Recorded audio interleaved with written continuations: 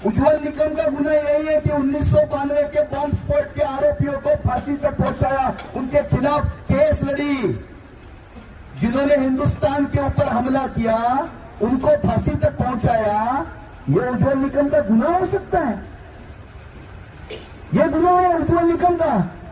और इसीलिए 5 साल तक कुछ भी काम नहीं करेंगे तो चलेगा, क्योंकि आपने उज्जवल निकम को हराया। ये जो मानसिकता है उस मानसिकता के खिलाफ की लड़ाई है, ये उस मानसिकता के खिलाफ की लड़ाई है। ये लड़ाई कोई भारतीय जनता पार्टी की सरकार इस महाराष्ट्र में लाने की लड़ाई नहीं है। ये लड़ाई कोई एकनाथ शिंदे जी को मुख्यमंत्री या देवेंद्र जी को और कुछ बनाने की लड़ाई नहीं है, या मुझे यहां का विधायक चुन के देने की लड़ाई नहीं है।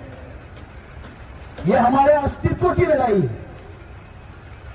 कुछ लोग मुंबई शहर का रंग बदलना चाहते हैं, इस देश का रंग बदलना चाहते हैं। क्या हम उस रंग को बदलने देंगे क्या? ये मेरा सवाल है।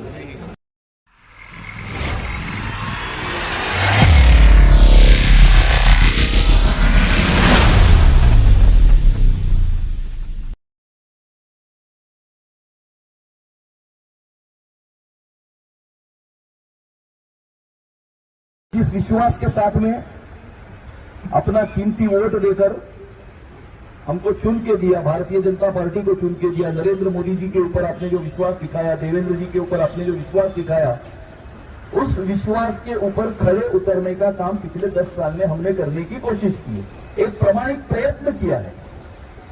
अभी आचार संहिता कल या परसों लग जाएगी, चुनाव लग जाएगा, लेकिन मैं आपको एक विषय के बारे में ज्ञात कराना चाहता हूं कि ये सारे काम तो हो गए, रास्ते बन गए, गार्डन बन गए, शौचालय बन गए, जमीनें बच गई, समाज कल्याण केंद्र बन गए, बहुत जगह पर मंदिरों का जीर्णोद्धार भी हो गया। ये सारे काम तो हो गए, लेकिन क्या ये काम रियल इश्यू है? आज का रियल इश्यू क्या ये है? मैं मानता हूं कि आज का जो रियल इश्यू है वो इससे बहुत बढ़कर है। आज का रियल इश्यू इससे बहुत बढ़कर है, ये मैं आपको कहना चाहता हूं। और वो रियल इश्यू क्या है? वो रियल इश्यू हमारी सुरक्षा का इश्यू है। अगर हम सुरक्षित नहीं रहेंगे तो विकास और उन्नति का क्या करेंगे? बांग्लादेश में देखो क्या हो गया। अगर हम सुरक्षित रहेंगे तो आगे जाके विकास होगा, उन्नति होगी, प्रगति होगी। अगर हम सुरक्षित ही नहीं रहेंगे, अगर हमारे दरवाजे तक कुछ लोग आकर खड़े हो जाएंगे तो हम कहां जाएंगे? कहां जाएंगे? और मुझे ऐसा लगता है कि ये रियल इश्यू है। ये सारे काम तो हो जाएंगे, और ये सारे रियल इश्यू को हम अभी समझे, 4 महीने पहले समझे। जिस प्रकार का वोट कंसोलिडेशन हमने लोकसभा के चुनाव में देखा, एक सिर्फ धुलिया का उदाहरण मैं हमेशा देता हूं। धुले लोकसभा कॉन्स्टिट्यूंसी है, उस धुले लोकसभा कॉन्स्टिट्यूंसी में 6 विधानसभा क्षेत्र आते हैं। हमारे कैंडिडेट थे सुभाष भामरे जी, 5 विधानसभा क्षेत्र में इनको 1,89,000 की लीड दी। 5 विधानसभा क्षेत्र में सुभाष भामरे जी को 1,89,000 की लीड दी, और एक मालेगांव ने 1,94,000 माइनस दिया। 5,000 वोट से सुभाष भामरे हार गए। ये वोट कंसोलिडेशन की मैं बात कर रहा हूं। बगल में ईशान्य मुंबई में हमारे उम्मीदवार थे मिहिर कोटेचा, 29,000 वोट से हारे। एक मानपुर शिवाजीनगर में 89,500 माइनस दिया। 89,500 माइनस एक विधानसभा क्षेत्र। 5 विधानसभा क्षेत्र का लीड एक विधानसभा क्षेत्र धोके निकालता है, और उसके ऊपर लीड देके हमारे कैंडिडेट को हरा देता है। जिनको नरेंद्र मोदी जी को हराना था उन्होंने 100% नरेंद्र मोदी जी के सामने वोटिंग किया, लेकिन जिनको नरेंद्र मोदी जी को जिताना था, क्या उन्होंने 100% नरेंद्र मोदी जी के फेवर में वोटिंग किया? ये मेरा सवाल है, ये मेरा सवाल है। हमारे यहां पर भी देखो 48 वोट से हम भी बच गए। जीत गए नहीं कहूंगा मैं कहूंगा बच गए 48 वोट से। इकबाल मूसा उर्फ बाबा चौहान को साथ में लेने वाले उम्मीदवार को भी लोगों ने वोटिंग किया। कैसे? बॉम्ब ब्लास्ट के अक्यूज नहीं, कन्विक्ट को साथ में लेकर घूमने वाले को कैसे वोट दे सकते? और इसीलिए हमको अभी थोड़ा सा सजग होने की आवश्यकता है, ये मैं कहना चाहता हूं। सजग होने की आवश्यकता है। मोदी जी तो 2047 में विकसित भारत तैयार करना चाहते हैं, विकसित भारत बनाना चाहते हैं। हमने कभी भी किसी जाति, धर्म, भाषा के ऊपर, आधार के ऊपर काम नहीं किया।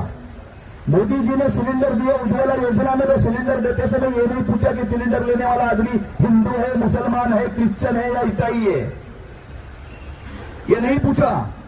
जनधन अकाउंट खोले तो ये नहीं पूछा कि अकाउंट खोलने वाले का धर्म क्या है।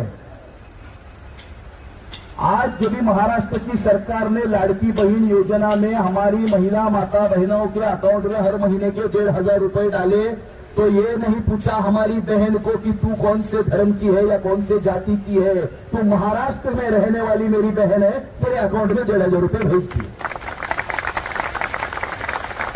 हमने नहीं पूछा। मोदी जी ने जो काम किया, उन्होंने कभी धर्म देखकर काम नहीं किया। वो तो 2047 में विकसित भारत बनाना चाहते हैं, लेकिन कुछ लोग हैं जो 2047 में एक अलग प्रकार के भारत की निर्मिती करना चाहते हैं। और ये मेरा सवाल है कि क्या आप इस भारत की निर्मिती होने देंगे? भारत के 2 राज्यों की डेमोग्राफी बदल चुकी है। एक वीडियो घुमा है जहां पर एक व्यक्ति भाषण में कहता है कि वर्षाताई यानी बगल में जो कैंडिडेट जीती वो वर्षाताई आपने 5 साल कुछ भी काम नहीं किया तो भी चलेगा, हम आपको कुछ नहीं बोल सकते क्योंकि आपने उज्ज्वल निकम को हराया है। क्या गुना है भाई उज्ज्वल निकम का? उसका गुना यही है कि उसने अजमल कसाब को फांसी तक पहुंचाया।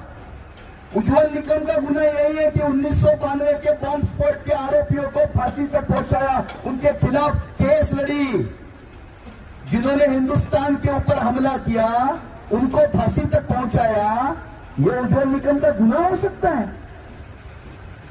ये गुना है उज्ज्वल निकम का। और इसीलिए 5 साल तक कुछ भी काम नहीं करेंगे तो चलेगा क्योंकि आपने उज्ज्वल निकम को हराया। ये जो मानसिकता है उस मानसिकता के खिलाफ की लड़ाई है, यह उस मानसिकता के खिलाफ की लड़ाई है। यह लड़ाई कोई भारतीय जनता पार्टी की सरकार इस महाराष्ट्र में लाने की लड़ाई नहीं है। यह लड़ाई कोई एकनाथ शिंदे जी को मुख्यमंत्री या देवेंद्र जी को और कुछ बनाने की लड़ाई नहीं है, या मुझे यहां का विधायक चुन के देने की लड़ाई नहीं है। यह हमारे अस्तित्व की लड़ाई है। कुछ लोग मुंबई शहर का रंग बदलना चाहते हैं, इस देश का रंग बदलना चाहते हैं। क्या हम उस रंग को बदलने देंगे? क्या ये मेरा सवाल है, ये मेरा सवाल है। और इसलिए ये रियल इश्यू है, ये रियल इश्यू है।